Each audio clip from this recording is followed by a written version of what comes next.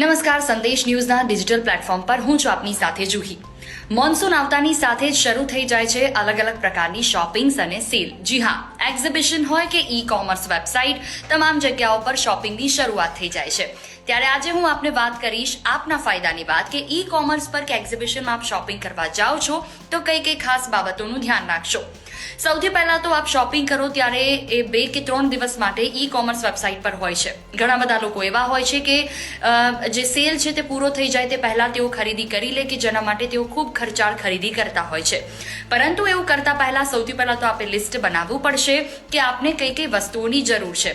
તેની સાથે સાથે જો આપ કોઈ પણ વસ્તુની શોપિંગ કરો છો તો તેની જૂની કિંમત શું હતી અને નવી ડિસ્કાઉન્ટ સાથે આપને શું કિંમતમાં મળી રહ્યું છે તેનું પણ ખાસ ધ્યાન રાખો।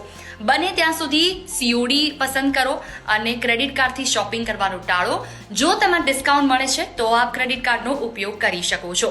તેની સાથે સાથે તેની ગુણવત્તા ચકાસો। અલગ અલગ વેબસાઇટ પર તેના ભાવ અને ગુણવત્તા પણ આપને ઘણો એવો ફાયદો કરાવી શકે છે। એની સાથે વાત કરીએ કે તમારા ખર્ચને નિયંત્રિત કરવા જો આપ માંગતા હો તો ગમે તેટલું ડિસ્કાઉન્ટ મળે પણ તે પહેલા આપે જોઈ લો કે તેની જૂની કિંમત શું હતી। ઈ કોમર્સ સાઇટની મેમ્બરશિપ પણ આપ લઈ શકો છો કે જેનાથી આપને ફ્રી ડિલિવરી મળી શકે છે। આવી જ નવી જાણકારી માટે જોડાયેલા રહો સંદેશ ન્યૂઝના ડિજિટલ પ્લેટફોર્મ સાથે।